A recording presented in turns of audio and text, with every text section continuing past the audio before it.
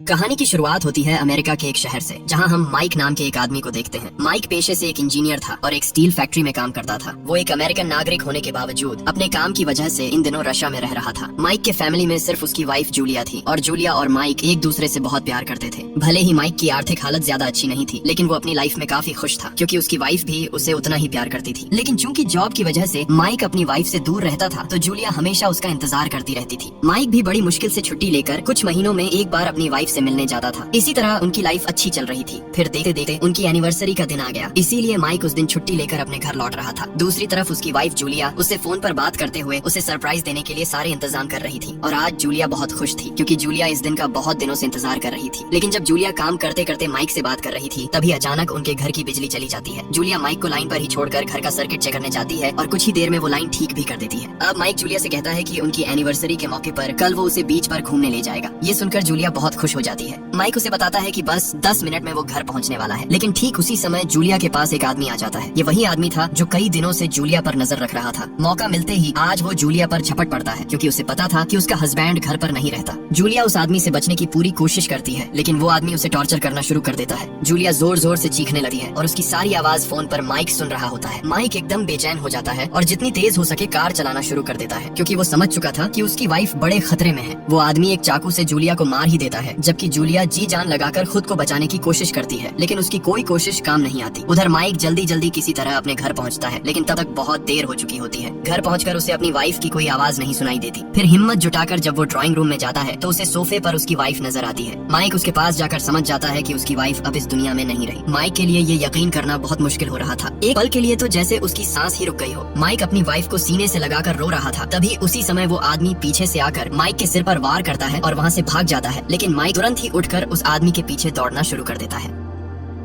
बाहर आकर वो उसे कहीं नहीं देख पाता, लेकिन कुछ देर बाद वो उसी आदमी को एक बस में देख लेता है। वो दौड़कर किसी तरह बस को रोकता है और अंदर घुसकर उसे मारना शुरू कर देता है। वो आदमी भी चाकू से माइक को मारने की कोशिश करता है, लेकिन माइक उससे ज्यादा ताकतवर था। वो आदमी किसी तरह भागकर बाहर निकलने लगा है, लेकिन माइक उसके हाथ से चाकू छीनकर उल्टा उसे ही पीछा करने लगा है। इसी दौरान वहाँ मौजूद कुछ पुलिस वाले ये नजारा देख लेते हैं। नतीजे में पुलिस दोनों को वहीं से अरेस्ट कर लेती है। लेकिन वो आदमी असल में बहुत अमीर था, इसलिए कुछ ही दिनों में वो जमानत पर बाहर आ जाता है। माइक ने कोर्ट में उस आदमी के सारे अपराध बताए, फिर भी किसी ने उसके खिलाफ कोई कार्रवाई नहीं की। उल्टा माइक के ही खिलाफ वारंट निकल जाता है। उस पर एक भयानक झूठा केस डाल दिया जाता है। कहा जाता है कि उसकी वाइफ की मौत में उसी का हाथ है। ऐसे में कोर्ट में माइक के सामने वही आदमी आता है और माइक का मजाक उड़ाते हुए कहता है कि उसका नाम है सर्जियो। वो कहता है अगर माइक में दम है तो वो कुछ करके दिखाए, क्योंकि उसने पहले ही सबको खरीद रखा है, इसलिए माइक उसके खिलाफ कुछ भी नहीं कर पाएगा। यहाँ तक कि वो खुलेआम कहता है कि माइक की वाइफ के पास जाकर उसे बहुत मजा आया था। ये सुनकर माइक, जो अब तक सब कुछ चुपचाप सह रहा था क्योंकि वो बहुत सीधा साधा इंसान था, एकदम पागल सा हो जाता है। गुस्से में वो अपने पास खड़े पुलिस वाले की बंदूक छीन लेता है और सबके सामने कोर्ट के अंदर ही सर्जियो को गोली मारकर उसकी मर्डर कर देता है। इसके बाद माइक तुरंत शांत हो जाता है, लेकिन चूंकि उसने सबके सामने सर्जियो को मार डाला था, इसलिए कोर्ट उसे उम्र कैद की सजा सुना देता है और उसे इनहेल नाम की एक जेल में भेजने का आदेश देता है। अब कोर्ट का फैसला खत्म होते ही माइक को तुरंत कैदियों वाली एक बस में बैठा दिया जाता है और उसे सीधे इनहेल नाम की उस जेल में ले जाया जाता है जो आबादी से बहुत दूर स्थित थी। यह असल में रूस की एक बेहद डरावनी और खतरनाक जेल थी। इस जेल में वही कैदी लाए जाते थे जो बहुत ही खतरनाक, हिंसक और कई बार दूसरी जेलों से भाग चुके होते थे। लेकिन यह ऐसी जेल थी जहाँ से किसी भी इंसान का भाग निकलना बिल्कुल नामुमकिन था। यहाँ का माहौल भी एकदम नर्क जैसा था, इसलिए बहुत से लोग इस जेल को धरती का जहन्नुम कहते थे। यहाँ के गार्ड भी कैदियों के साथ बहुत बुरा व्यवहार करते थे। माइक को भी कई कैदियों के साथ यहाँ लाया जाता है। जेल के पहले ही दिन गार्ड्स माइक के साथ बेहद बुरा बर्ताव करते हैं। उसे मार पीट कर एक कमरे में भेज दिया जाता है जहाँ माइक और बाकी नए कैदियों के सिर के बाल काट दिए जाते हैं और उनके कपड़े भी बदलवा दिए जाते हैं। यहाँ माइक ने अपनी पैंट के अंदर अपनी वाइफ की एक फोटो छुपा कर रखी हुई थी, जो उसके लिए उसकी वाइफ की आखिरी निशानी थी। लेकिन वहाँ के ऑफिसर माइक को सर्च करते समय ये सारी चीजें पकड़ लेते हैं। माइक कई बार उनसे रिक्वेस्ट करता है कि कम से कम उसकी वाइफ की रिंग उसे रहने दें, क्योंकि वही उसकी आखिरी याद है। लेकिन ऑफिसर उसके हाथ से सब कुछ छीन लेते हैं, यहाँ तक कि सबके सामने उसकी बुरी तरह पिटाई भी करते हैं। ऑफिसर तो माइक की वाइफ की फोटो देकर बहुत गंदी बातें भी करता है। इसके बाद माइक को कम्युनल सेल नाम की एक जगह ले जाया जाता है जो बहुत अंधेरी थी। माइक को यह जगह बेहद डरावनी लग रही थी। रात के समय जब सारे कैदी सो चुके थे, तभी आधी रात को कुछ गार्ड वहाँ आते हैं। वहाँ एक कैदी था बिली। गार्ड जबरदस्ती बिली को पकड़ कर ले जाते हैं। बिली बाकी कैदियों की तुलना में देखने में काफी काफी अच्छा था, इसलिए हर रात उसे जबरदस्ती जेल के कुछ पावरफुल कैदियों के रूम में भेज दिया जाता था। आज भी उसे एंड्रे नाम के एक खतरनाक कैदी के सेल में ले जाया गया, जहाँ उसके साथ बहुत बुरा व्यवहार किया जाता है। एंड्रे असल में एक रूसी माफिया था और जेल का बेहद खतरनाक फाइटर भी। उसके गैंग के लोग ऑफिसरों को लगातार पैसे देते रहते थे, इसलिए ऑफिसर भी उसके इन गलत कामों में उसका साथ देते थे। अगली सुबह जब सेल से बाहर लाया जा रहा था, माइक वहाँ बिली को देखता है। बिली किसी जगह पर बैठकर रो रही थी और उसके शरीर पर चोट के निशान थे। माइक ने कल रात बिली की चीखें सुनी थी, लेकिन उसे समझ नहीं आया था कि असल में उसके साथ क्या हुआ। इस बीच कैदियों की लाइन में एंड्रे भी था। उसने माइक को देखकर उसका मजाक उड़ाया और उसे अपनी वाइफ का कातिल कहकर गुस्से में चिल्लाया। ये सुनकर माइक का गुस्सा 7वें आसमान पर पहुंच गया। तभी एंड्रे ने माइक को धक्का दिया और माइक ने उस पर हमला कर दिया। कुछ ही देर में लाइन टूट गई और वहाँ लड़ाई शुरू हो गई।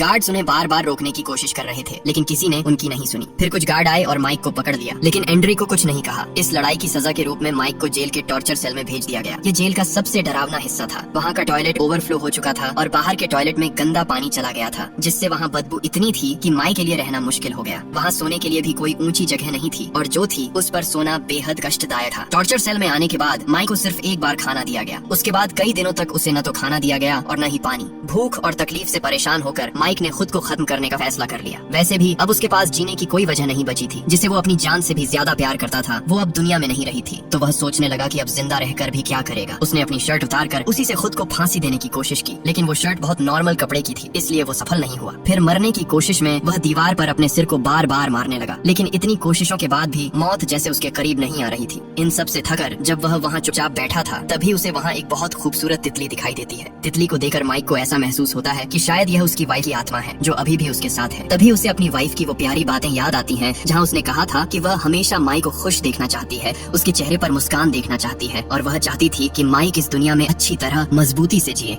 अपनी वाइफ की बातें याद आते ही माइक को जीवन में जीने की प्रेरणा मिलती है। वह ठान लेता है कि अब वह खुद से कभी नहीं मरेगा। आज सुबह उसे वहाँ थोड़ा सा खाना दिया गया था ताकि वह किसी तरह जिंदा रहे, लेकिन माइक ने खुद को खत्म करने के इरादे से वह खाना नहीं खाया। तभी जब तितली उस खाने के ऊपर बैठी, माइक ने वो खाना अपने हाथ में लिया और खाने लगा। कुछ ही दिनों बाद माइक को उस टॉर्चर सेल से बाहर निकाला गया और उसे एक नए सेल में भेज दिया गया। इस नए सेल में एक और कैदी था जिसका नाम फ्यूरियस था। वह दिखने में बहुत डरावना था और उसने लगभग 3 मर्डर करके यहाँ आना पड़ा था, इसलिए माइक को वहाँ रहकर काफी डर लग रहा था। एक ऑफिसर माइक से कहता है कि अगर वह चाहे तो वे उसे यह सेल बदलकर दूसरी दे सकते हैं, लेकिन इसके लिए उसे पैसे देने होंगे। माइक के पास कोई पैसा नहीं था, इसलिए वह वहीं इस सेल में रहना चाहता था। सेल में प्रवेश करने के बाद माइक बिल्कुल शांत रहा। वह कोई ऐसी हरकत नहीं करना चाहता था जिससे फ्यूरियस के साथ झगड़ा हो। वह चुपचाप अपनी बिस्तर पर लेट गया, लेकिन फ्यूरियस को देखकर माइक को कोई डर नहीं हुआ, क्योंकि फ्यूरियस भी चुपचाप था और अपने तरीके से समय बिताता था। वह अक्सर किताबें पढ़ने में व्यस्त रहता था और माइक के सामने से गुजरने पर भी उस पर ध्यान नहीं देता था। इस तरह उसी सेल में रहते हुए माइक के कई दिन बीत जाते हैं, लेकिन अब तक फ्यूरियस ने उससे एक भी शब्द नहीं कहा था। दूसरी तरफ धीरे धीरे माइक की पहचान बिली से होने लगी है। बिली उसे अपनी सारी हालत बताता है कि उसके साथ आखिर क्या क्या हो रहा है। असल में यहाँ लगभग सारे कैदी रूसी थे, लेकिन बिली और माइक दोनों ही अमेरिकन थे, इसलिए दोनों एक दूसरे से बातें करने लगे। तभी उनके पास व्हील चेयर पर बैठा एक कैदी आता है जिसका नाम था हेनरी। वह भी उनकी तरह अमेरिकन था, इसलिए वह भी उनसे बातें करने लगा है। हेनरी बहुत पुराना कैदी था और जेल के हर कोने कोचे की इन्फॉर्मेशन उसे थी। माइक, बिली और हेनरी तीनों जेल की बातों पर चर्चा कर रहे थे और देखते ही देखते उनके बीच अच्छी दोस्ती बन जाती है। हेनरी उन्हें बताता है कि एंड्रे वही कैदी जो बिली को रोज टॉर्चर करता है, असल में इस पूरी जेल को पैसे से अपने कब्जे में कर चुका है। उसकी इशारों पर ही यहाँ सब कुछ चलता है। वह रूस का बेहद पावरफुल और अमीर माफिया है। हेनरी माइक को एक सलाह देता है। वह कहता है कि इस जेल में पैसा देकर सब कुछ खरीदा जा सकता है। अगर बाहर माइक के अकाउंट में कुछ पैसे हैं, तो उसे किसी भरोसेमंद इंसान के जरिए वे पैसे यहाँ मंगवा लेने चाहिए और उन पैसों को छुपा कर रखना चाहिए, क्योंकि कभी भी किसी भी खतरे से वही पैसा उसकी जान बचा सकता है। उस रात जब माइक सो रहा था, वह अपनी वाइफ के बारे में एक भयानक सपना देख रहा था। उसने सपना देखा कि कैसे वह नर पशु उसके ऊपर हमला कर रहा था और उसकी वाइफ डर और आतंक में कितनी कष्ट में थी। माइक सोते सोते चिल्ला उठा, लेकिन फ्यूरियस को यह बिल्कुल भी अच्छा नहीं लगा। फ्यूरियस माइक के पास आया और उसके मुंह को दबा दिया। वह कुछ नहीं कहता, बस माइक से चुप रहने को कहता है। माइक इस समय बहुत डर गया था। वह सोच रहा था कि फ्यूरियस उसे मार देगा। इसके अलावा जिस दिन से माइक इस सेल में आया था, वह पूरी तरह से डर और आतंक में था और ठीक से सो भी नहीं पा रहा था। फ्यूरियस अपने सेल में किसी भी तरह की आवाज पसंद नहीं करता था, इसलिए माइक डर के मारे हिल भी नहीं सकता था। अंततः सुबह होने के बाद माइक हेनरी से कुछ पैसे उधार लेता है और सीधे वहाँ के ऑफिसर के पास जाता है, जिस पर इस पूरी जेल की जिम्मेदारी है। माइक पैसे देकर उससे कहता है कि प्लीज उसका सेल बदल दिया जाए, क्योंकि फ्यूरियस के डर से वह वहाँ रह नहीं पा रहा।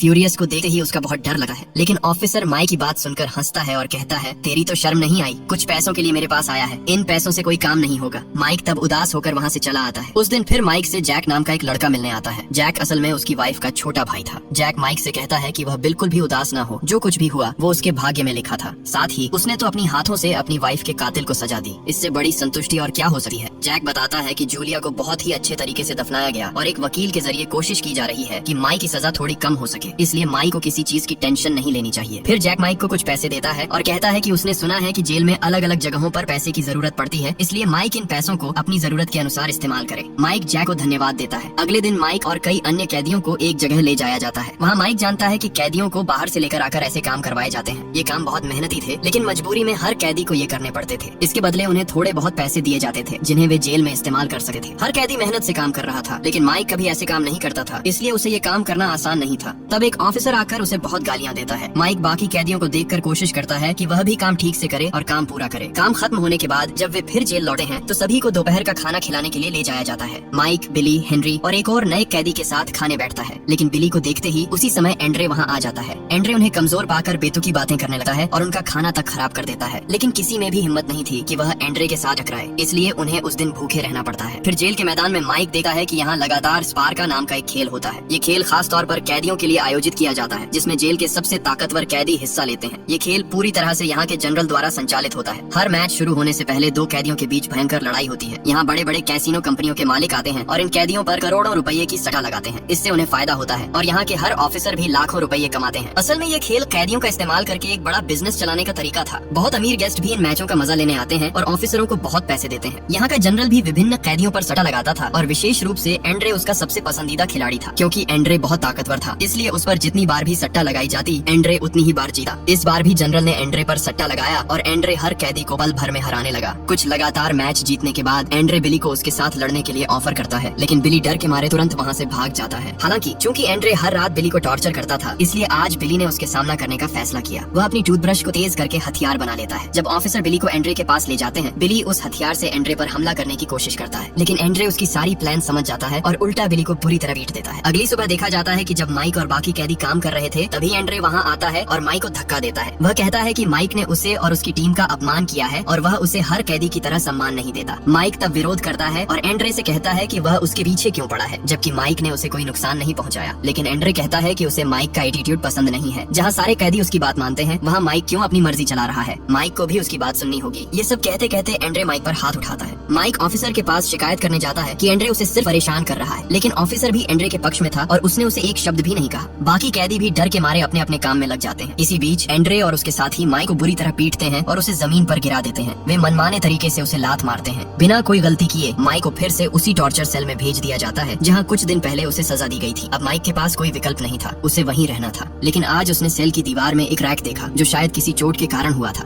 थोड़ी देर बाद वह दीवार के दूसरी तरफ से आवाज भी सुनता है। वह समझता है कि वहाँ शायद एक और सेल है जहाँ कोई और कैदी है। वो कैदी माइक का रिस्पॉन्स पाने के लिए दीवार में हाथ से कुछ बार चोट करता है। माइक भी दीवार पर चोट करके उसे जवाब देता है। माइक उस कैदी से बात करने की कोशिश करता है, लेकिन लगता है कि वह कैदी उसकी बात सुन नहीं पाता। इस तरह लगभग 2 हफ्ते बीत गए। इस दौरान माइक कई बार उस कैदी से बात करना चाहता था, लेकिन उनके बीच सिर्फ दीवार पर चोट मारकर ही बात होती थी। मुंह से कोई शब्द नहीं निकलता था। माइक को लगता था कि दीवार इतनी मोटी है कि वे एक दूसरे की आवाज नहीं सुन पाते। फिर भी दीवार पर चोट मारकर बातचीत करने के इतने दिनों में वे दोनों जैसे दोस्त बन गए।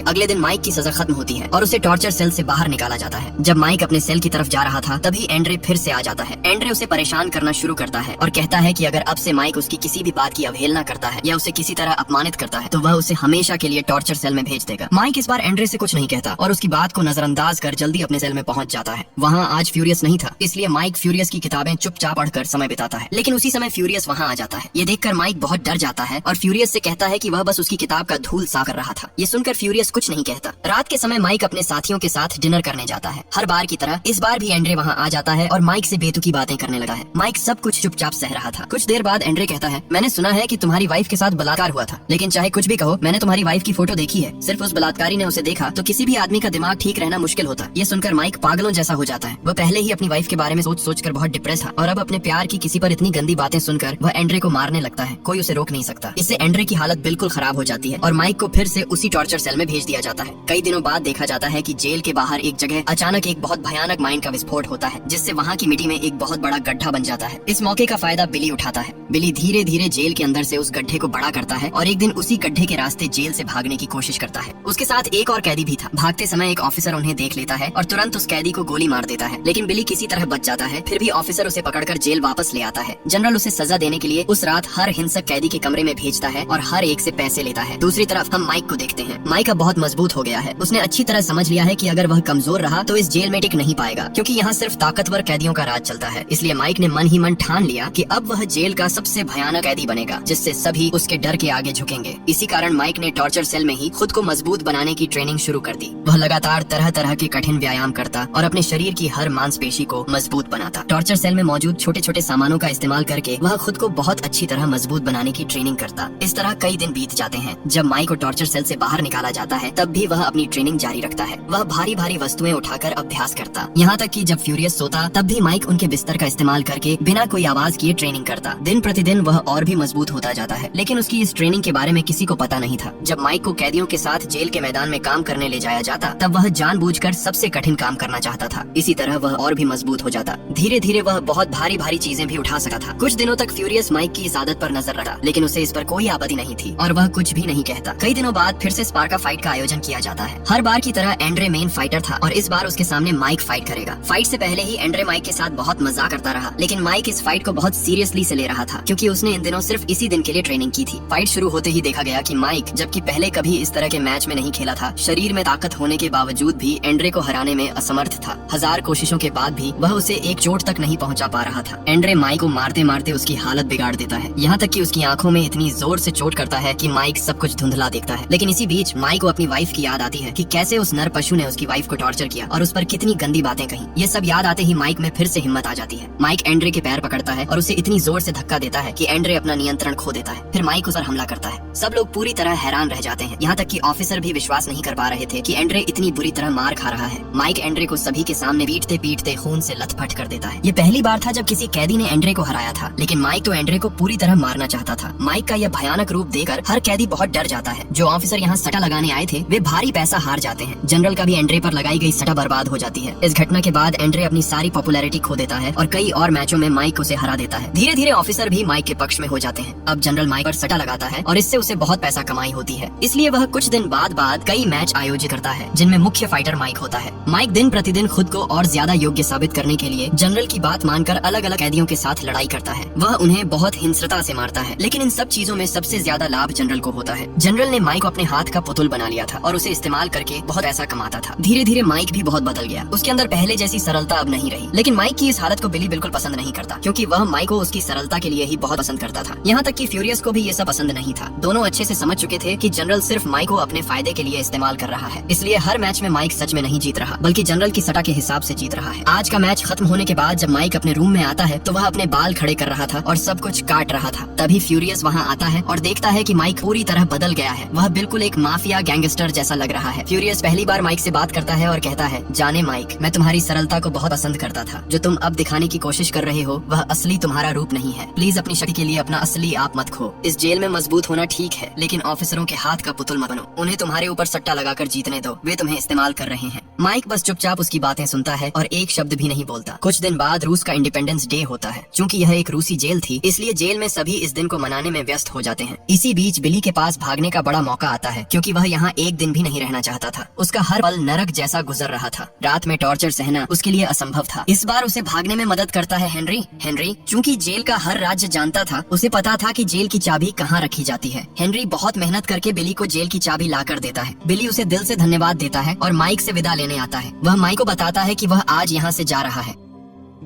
इस बीच माइक का आज एक खास फाइट था। आज उसके लिए फाइट करने के लिए दूसरी जेल से फालिया नाम का एक कैदी लाया गया, जो बहुत भयानक फाइटर था। वे पहले एक दूसरे से परिचित होते हैं, लेकिन चूंकि आज इंडिपेंडेंस डे था, उन्हें थोड़ी देर के लिए आनंद करने के लिए रोक दिया जाता है। उस रात पार्टी में जब सभी डिनर में व्यस्त थे, उसी मौके का फायदा उठाकर बिली भागने की कोशिश कर रहा था। लेकिन तभी वहाँ जनरल आ जाता है और बिली को पकड़ लेता है। यहाँ हमें पता चलता है कि हेनरी ने असल में बिली को धोखा दिया था। हेनरी ने खुद जनरल को बिली के बारे में सब कुछ बता दिया। उसने यह काम कुछ दवाइयों के बदले किया, क्योंकि अगर वह ये दवाइयाँ नहीं लेता तो वह बहुत बीमार हो जाता। जब हेनरी जनरल को बिली के बारे में सब कुछ बता रहा था, तब फ्यूरियस ने ये सब चुपचाप देखा। लेकिन बिली कभी भी यह सोच भी नहीं सका था कि हेनरी उसके साथ ऐसा करेगा। जनरल यहाँ बिली को फिर से बंदी बना देता है। अगले दिन जेल में फिर से फाइट का आयोजन किया जाता है। फालिया को कहा जाता है कि अगर वह किसी तरह इस फाइट में जीता है तो उसके लिए एक स्पेशल गिफ्ट होगा। फालिया असल में बहुत ही ताकतवर फाइटर था। उसने कई मजबूत फाइटरों को हराया था। आज माइक पहली बार फालिया के सामने लड़ रहा था, इसलिए माइक उसकी रणनीतियों को पकड़ नहीं पा रहा था। नतीजतन फालिया बहुत आसानी से मैच जीत जाता है। उस रात फालिया को उसका प्राइज दिया जाता है और वह प्राइज असल में बिली था। था।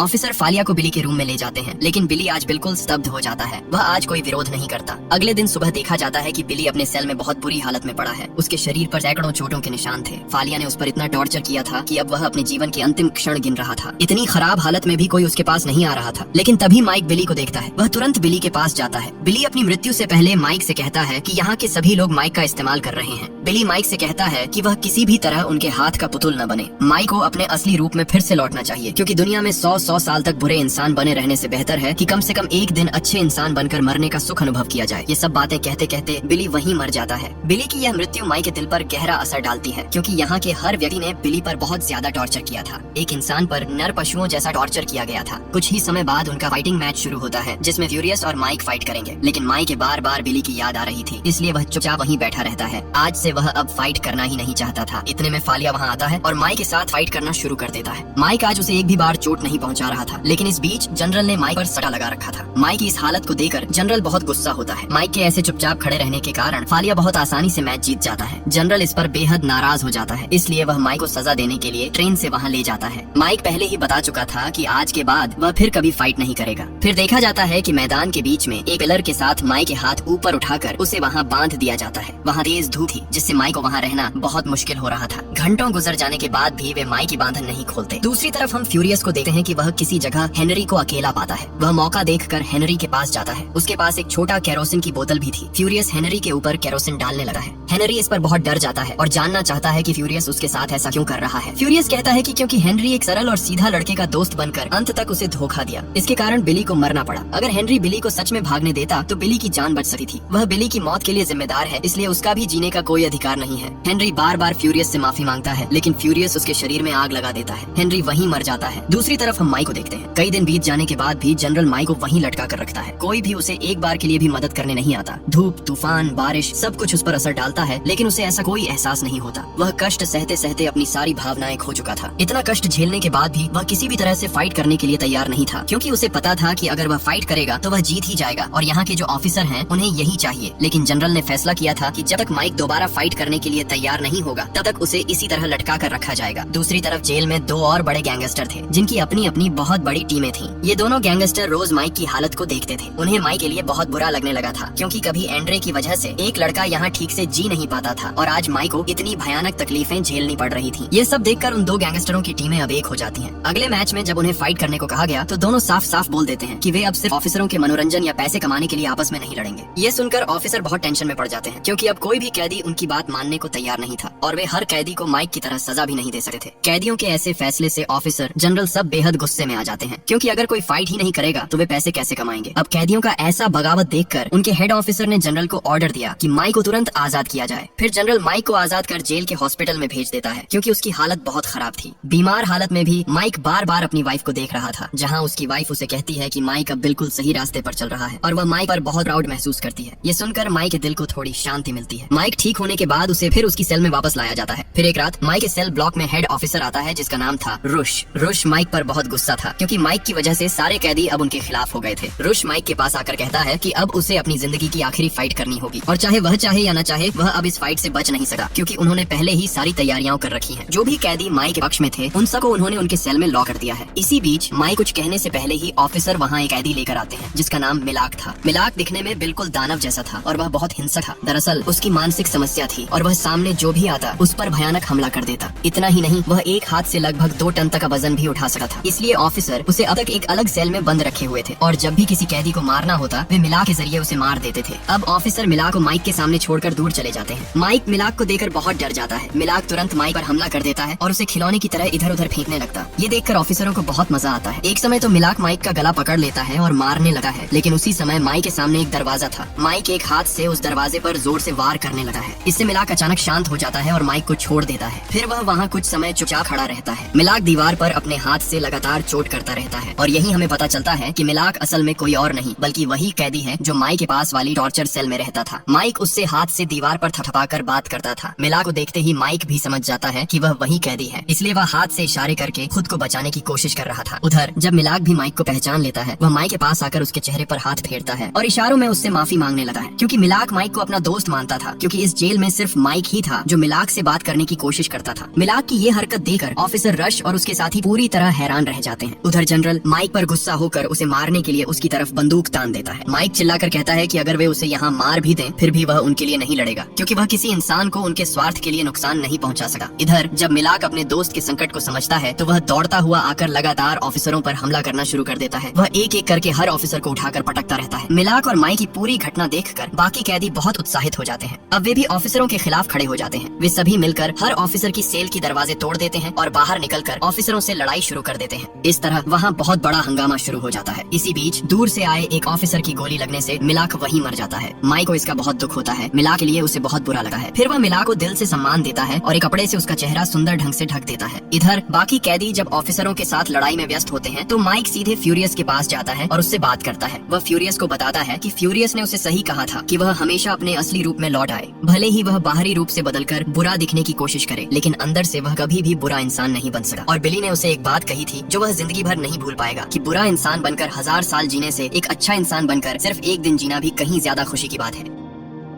इसके बाद माइक फ्यूरियस को अपनी जिंदगी की पूरी कहानी बताता है, कैसे वह जेल तक पहुंचा, उसके और उसकी वाइफ के साथ कितनी बेरहमी से हादसे हुए और इस जेल में आकर हजारों अत्याचार सहने के बाद वह खुद को बदलने के लिए मजबूर हो गया। माइक की बातें सुनकर फ्यूरियस बहुत इमोशनल हो जाता है। फ्यूरियस कहता है कि बाहर से उसे भले ही बहुत बुरा इंसान माना जाए, लेकिन असल में वह बहुत नरम दिल वाला है और वह भी कभी अन्याय बर्दाश्त नहीं कर सका। इसके बाद फ्यूरियस माइक से यह भी कहता है कि वह चाहता है माइक फिर से अपनी पुरानी साधारण और सच्ची जिंदगी में लौट जाए। वह चाहता है कि माइक पहले की तरह ही एक सीधा साधा इंसान बनकर जिंदगी जिए और माइक चाहे तो फ्यूरियस उसे यहाँ से भागने में मदद भी कर सका है। इसके बाद फ्यूरियस माइक को अपने साथ लेकर अपने सेल में ले जाता है। वह माइक को कुछ जरूरी पेपर्स देता है और कहता है कि इसमें उन सभी ऑफिसरों के खिलाफ सारे सबूत मौजूद हैं जो इस जेल में भ्रष्टाचार कर रहे हैं। यहाँ तक कि जेल में कैदियों के साथ किए जाने वाले अन्याय के सभी मामले भी इसमें दर्ज हैं। साथ ही यहाँ जो फाइटिंग के जरिए सट्टा लगाया जाता है उसके सारे रिकॉर्ड भी इसमें मौजूद हैं। फ्यूरियस माइक से कहता है कि वह ये सब सबूत उसके साथ ले जाए और बाद में कोर्ट में जाकर इन्हें जमा कर दे। साथ ही यूएस सरकार और मीडिया के सामने जाकर ये सारी बातें सबके सामने रखे। लेकिन जेल की इतनी भयंकर स्थिति देखकर ऑफिसर फिर से पुलिस को बुलाते हैं और जेल में और भी ऑफिसर लाकर सभी कैदियों को फिर से कैद करने लगे हैं। इस वजह से माइक के पास अब भागने का कोई मौका भी नहीं बचता। लेकिन फ्यूरियस एक प्लान बना चुका था।